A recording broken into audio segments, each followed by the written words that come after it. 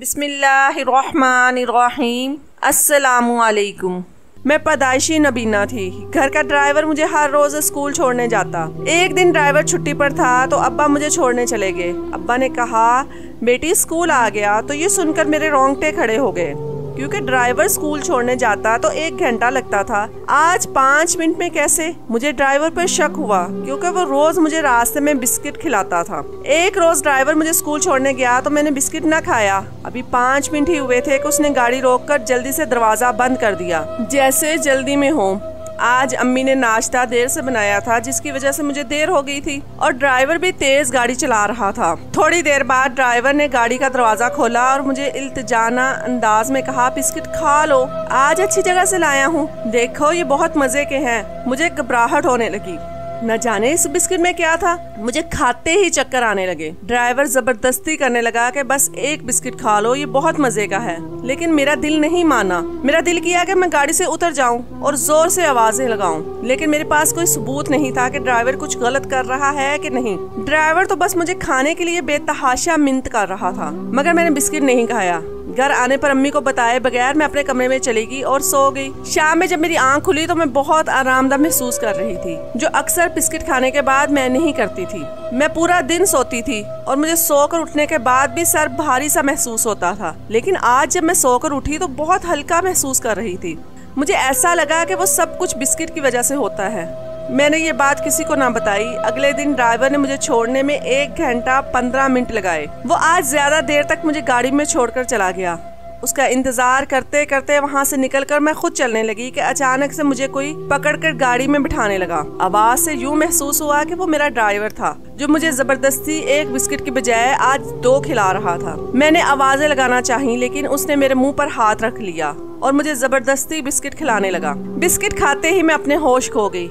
मुझे नहीं पता कि उसके बाद मेरे साथ क्या हुआ। आंख खुली तो अम्मी ने कहा ड्राइवर तुम्हें घर ले आया था, तुम बेहोश हो गई थी गर्मी की वजह से। मुझे नहीं समझ आया कि मेरे साथ हुआ क्या। जो मेरे दिमाग में चल रहा था सब वैसा ही था, यानी कि ड्राइवर मेरे साथ। मैंने इस बारे में अम्मी को कुछ ना बताया, बल्कि ये भी नहीं कि ड्राइवर ने मुझे जबरदस्ती बिस्किट खिलाने की कोशिश की थी, क्योंकि होश में आने के बाद मुझे खुद भी याद नहीं था कि मेरे साथ हुआ क्या था। अगली सुबह मैंने बहाना बनाकर स्कूल से छुट्टी कर ली, क्योंकि वो सब मैं दोबारा नहीं महसूस करना चाहती थी। लेकिन स्कूल न जाने पर ड्राइवर मेरे कमरे में आकर मुझसे पूछने लगा बीबी साहिबा आज आप स्कूल क्यों नहीं गई। अम्मी ने इंतहाई गुस्से से आवाज की सिमत खड़े ड्राइवर को देखा, लेकिन ड्राइवर की आवाज से वो कुछ परेशान लग रहा था। मैंने उसे कुछ ना बताया और खामोश रही। फिर मुझे कहने लगा बीबी साहिबा मैं आपके लिए 1 बिस्किट लाया हूँ। मैं तजस्सुस और बेबसी से अपने होंठ अतराने लगी और दिमाग में मंसूबा बनाते उसकी तरफ देखने लगी।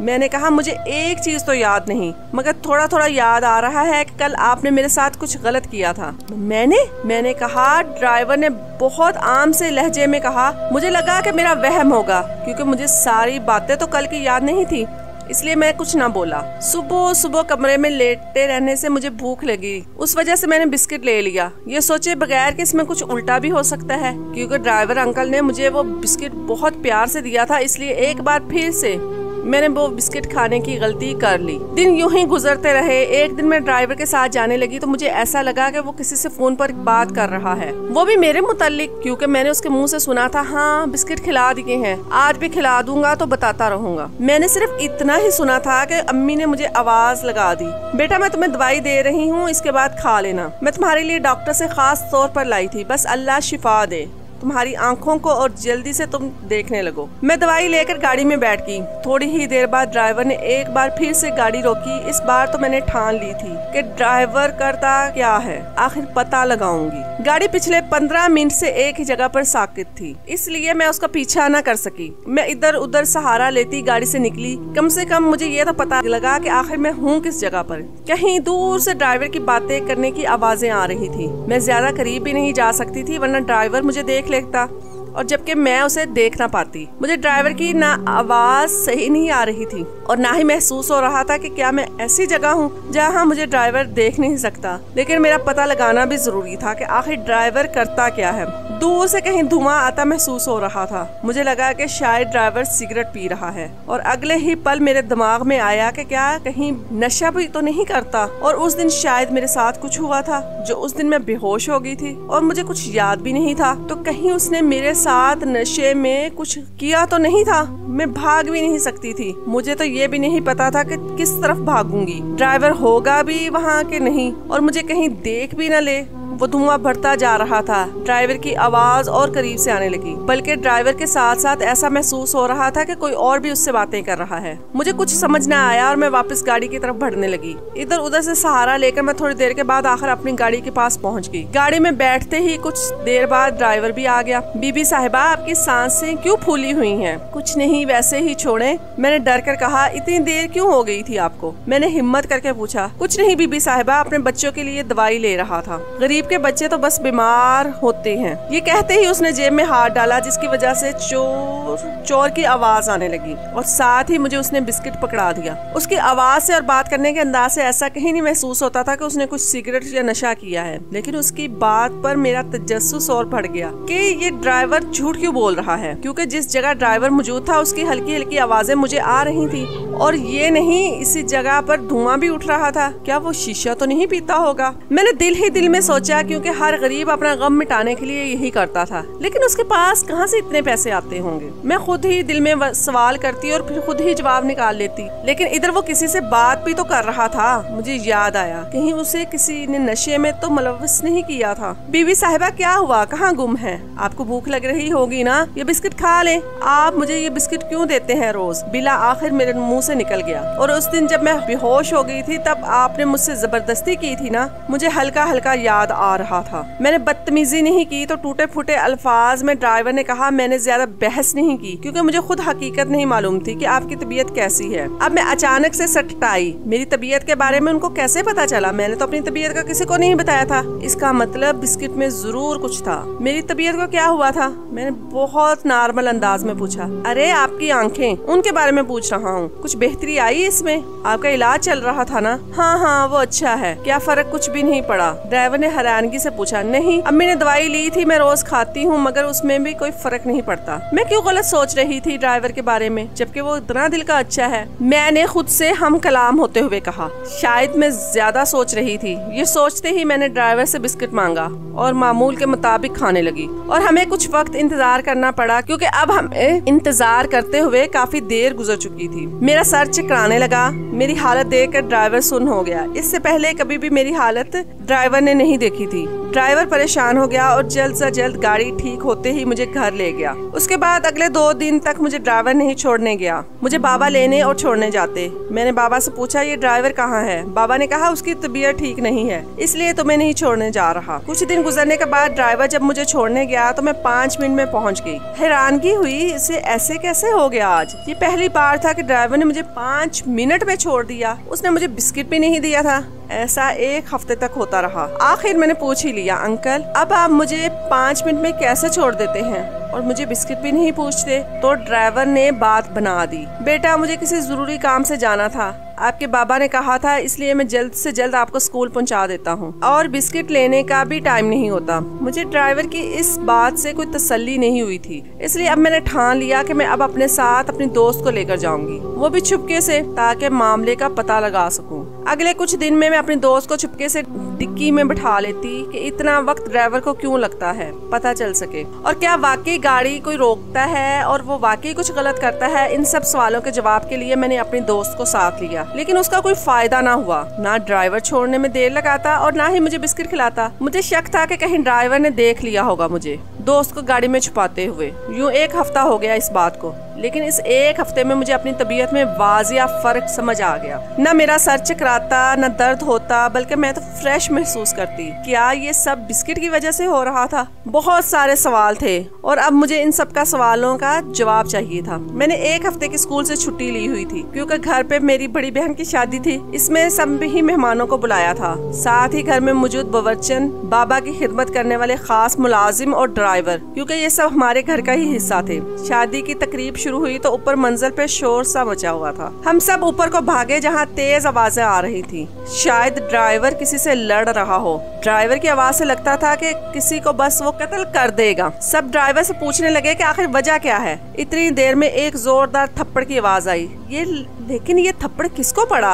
अब बाबा के चिल्लाने की आवाज आई। तुम होते कौन हो मेरे खास मेहमानों से लड़ने वाले? तुम्हें जिंदगी भर मैंने बच्चों की तरह पाला, तुम्हारे बच्चों को मैंने पढ़ाया और तुम एहसान फरामोश आज मेरे घर पे बुलाए मेहमानों से ही लड़ रहे हो, वो भी गिरेबान पकड़कर। मुझे समझ आ गया कि बाबा ड्राइवर को ही डांट रहे हैं, लेकिन ड्राइवर किससे लड़ रहा था? मैं आंख से अंधी कुछ देख नहीं सकती थी। आप उसको नहीं जानते साहब, ये बहुत जलील इंसान है। मैं आपको कैसे सच बताऊं? मेरी हिम्मत नहीं हो रही। ड्राइवर ने नहायत गुस्से से कहा, चुप हो जाओ और दफा हो जाओ यहाँ से। आई समझ? बाबा की आवाज में शदीद गुस्सा भरा हुआ महसूस हुआ था। तुम जानते हो किस पर इल्जाम लगा रहे हो? शबीर साहब पर, मेरे खास मेहमान हैं। तुम्हें पता है इनके भाई ने हमें ये घर डीलिंग में दिया था, हमारी बहुत बड़ी प्रॉपर्टी का नुकसान हो गया था। शबीर साहब के भाई ने अपने घर में मशवरे किए बगैर इतना बड़ा फैसला कर लिया था। लेकिन तुम गरीब कहाँ जानो ये बात बाबा के मुँह से पहली बार निकली थी, शायद इसलिए क्योंकि शबीर अंकल के भाई का हम पर वाकई ही बड़ा एहसान था। नहीं साहब जी, ये इतने अच्छे नहीं जितने आप समझ रहे हैं। ये झूठा शख्स है, रोज बुल्ले शाह के मज़ार पर जाली पीर बन के बैठता है। अच्छा, तो तुम्हें किसने बताया? तुम्हें काम के सिवा हम जाने ही कहाँ देते हैं जो तुम्हें पता हो? बाबा ने तंजिया अंदाज में कहा। साहब जी, अगर मैं आपको एक सच बताऊं, आप गुस्सा तो नहीं करोगे? ड्राइवर की आवाज कुछ डरी हुई महसूस हुई। तेरा और क्या कहना रह गया है बाकी? अब बोल। बाबा तो जैसे गुस्से से पीले हो रहे थे। उनकी आवाज में महसूस कर सकती थी कि बाबा जितना गुस्सा कर रहे हैं, गुस्से में वो लाल हो गए। वो दरअसल बीबी साहिबा बिस्किट ड्राइवर की जुबान लड़खड़ा रही थी। बिस्किट का नाम सुनते ही मेरे रोंगटे खड़े हो गए। दफा हो जाओ और अब एक लफ्ज ना कहना। डर के मारे अब क्या होगा? जो तमाशा बनना था बन ही गया। उस वक्त बाबा गुस्सा जब्त कर रहे थे। ऐसा महसूस होता था कि रुक जाएं। बाबा, बिस्किट क्या बताएं आप? क्या बिस्किट में? मैंने फौरन कहा। वो बीबी साहिबा, मैं जो आपको बिस्किट खिलाता था ना, वो मुझे यही देता था, और जो मैं लेट छोड़ता था वो भी इसी की वजह से। मैं गाड़ी रोककर इस जाली बाबा के पास जाता था। सब साकिन होकर ड्राइवर की बात सुन रहे थे। क्या बकवास कर रहे हो तुम? तुम्हें ये अच्छा खासा इंसान नहीं दिखाई दे रहा जो अपनी सफाई पेश करने के लिए इसको बाबा बना दिया? बाबा के गुस्से में इजाफा महसूस हो रहा था। नहीं, आप एक बार मेरी बात सुने साहिब। ड्राइवर ने जल्दी से बोला। मैं बीबी साहिबा के इलाज के लिए जाता था इस बाबे के पास। ये मुझे बिस्किट पता नहीं कहाँ से देता था, कुछ पढ़ कर दे देता था और कहता था कि इस बारे में इसके घर वालों को ना बताना, वरना लड़की की जान को खतरा होगा। वो ये अमल मुझसे रोज करवाता था। और एक दिन बीबी साहिबा ने बिस्किट नहीं खाया तो इस जाली बाबा ने मुझे कहा कि आज 2 बिस्किट खिलाओ और ना खाए तो जबरदस्ती मुंह में डालना, वरना तुम्हारी बीबी की आंख कभी ठीक नहीं होगी। लेकिन उस दिन 2 बिस्किट खिलाने पर बीबी साहिबा की तबीयत खराब हो गई। मैंने सोचा वैसे ही हुई होगी, लेकिन कुछ दिन पहले गाड़ी खराब हो जाने की वजह से बीबी साहिबा को इंतजार करना पड़ा। तब मैंने बीबी साहिबा की हालत दोबारा वैसी देखी तो मुझे कुछ गड़बड़ लगी। मैं अगले रोज इस बाबा के पास बीबी साहिबा को स्कूल छोड़ने के बाद गया। वहाँ पहुँचा तो कुछ लोग आपस में बातें कर रहे थे। मुझे वो बाबा भी नजर नहीं आया तो मैं इन सब लोगों के पास चला गया। वहाँ तुम्हें पता है, यहाँ एक बाबा होता था जो बिस्किट पे दम करते थे। वो कहाँ है? जब मेरी तरफ देखकर कहने लगे, कौन बाबा? हमने तो इधर किसी बाबा को नहीं देखा जो भी दम करते हैं। मुझे कुछ समझ नहीं आया कि मैं क्या करूं। उस दिन के बाद मैंने ना ही बीबी साहिबा को बिस्किट दिया और ना ही देर से छोड़ा। और आज मुझे ये इधर नजर आया तो मैंने पहचान लिया कि ये वही बाबा है। किसी को भी ड्राइवर की मनगढ़ कहानी पर यकीन ना आया, लेकिन मुझे ये सब सच महसूस हुआ। हाँ, मैं एक दिन ड्राइवर का पीछा कर रही थी तो मुझे धुआं महसूस हुआ था, और ये भी कि ड्राइवर किसी से बातें कर रहा था, लेकिन किससे कर रहा था मैं ये देख नहीं सकती। मुझे पता ना चल सका और मुझे सच में इस बिस्किट से चक्कर आते थे। देखा साहब, मैं सच कह रहा था। सब ड्राइवर की तरफ मुतवज्जो थे कि मुझे महसूस हुआ कि कोई मेरे करीब आ रहा है। अचानक से किसी ने मुझे कसकर पकड़ा और कहा, हिलना मत वरना तुम्हारी बेटी को मार दूंगा। ये आवाज शबीर अंकल की थी, जिन्होंने शायद मेरे सर पे बंदूक रखी थी। घर के सब अफराद खौफजदा हो गए कि किसी को कुछ समझ नहीं आया आखिर क्या हो रहा है। अब जो आवाज आ रही थी वो सिर्फ शबीर अंकल की थी। हाँ, मैं था जो तुम्हारा नुकसान चाहता था। क्यों नहीं करना चाहिए था ऐसा? तुम्हारी वजह से मेरे भाई ने बिना हमसे पूछे तुम्हें इतना बड़ा घर दे दिया था। ये घर मेरा था, मैं रहना चाहता था यहाँ पर, और तुमने बड़ी होशियारी से ये घर ले लिया। और फिर तुझे क्या मिला? ये नाबीना बेटी। हाँ हाँ हाँ, फिर तो इसका इलाज करेगा अंदाज में शबी ले जा रहा था। मेरा तो ख्वाब था ना हासिल कर सका तो क्या तेरा नुकसान तो कर सकता था ना। और फिर तेरी ये नाबीना बेटी और बेवकूफ ड्राइवर, इससे अच्छा मौका और कहाँ मिलता। शबीर अंकल मेरी कमजोरी का मजाक उड़ा रहे थे और मेरी आंखों से आंसू टपक रहे थे कि अचानक से किसी ने किसी को धक्का दिया, जो मुझे भी महसूस हुआ। और मैं थोड़ा बस बीबी साहिबा के बारे में एक अल्फाज भी नहीं। ये आवाज ड्राइवर की थी, लेकिन साथ ही कहीं से जोर से नीचे किसी के गिरने की आवाज आई। रोती हुई अम्मी, बहन और भाई मुझसे लिपट गए और नीचे सीढ़ियों पे भागने की आवाजें आईं। क्या हुआ अम्मी? मैंने परेशानी से कहा। बेटा, ड्राइवर ने शबीर अंकल को नीचे धक्का दे दिया था। अभी बाबा भागे हैं पकड़ने शबीर अंकल को। इतने में पुलिस को भी कॉल कर दी गई। थोड़ी देर बाद पुलिस शबीर अंकल को ले गई। अब सिर्फ रोने की आवाजें सुनाई दे रही थी। इस बार बाबा की भी रोने की आवाज आई। मुझे माफ कर दो बेटा, मैंने तुम्हें कितना गलत समझा, थप्पड़ लगाया, गरीबी के ताने दिए, लेकिन तुमने फिर भी मेरी बेटी की इतनी मदद की। बाबा ने भीगी आवाज में कहा। मुझे लगा था कि शायद मुझे भी माफी मांगनी चाहिए, क्योंकि मैं भी न जाने क्या क्या सोच बैठी थी। अंकल, मुझे भी माफ कर दे, मैंने भी आपके लिए कितना गलत सोचा। मैंने दुख भरे अंदाज में कहा। अरे साहब, बीबी, आप दोनों मुझे शर्मिंदा कर रहे हैं। जो हुआ सो हुआ, छोड़े। कुछ देर के बाद इस नाजुक सूरत हाल के बाद एक बार फिर सब अपने कामों को चले गए। ड्राइवर अंकल अब भी मुझे रोज बिस्किट खिलाते हैं, लेकिन ना ही मेरे सर में दर्द होता है और ना ही भारी। हम न जाने क्यों किसी को जाने बगैर ही उस पर तोहमत लगा लेते हैं, ये सोचे बगैर कि सामने वाले की नीयत अच्छी भी हो सकती है। और गरीब का दिल कितना बड़ा होता है, न कि अमीरों की तरह जो इतनी जायदादों के बावजूद एक जायदाद के लिए किसी की भी जान की परवाह नहीं करते। आपकी इस बारे में क्या राय है? क्या ड्राइवर सही था या गलत?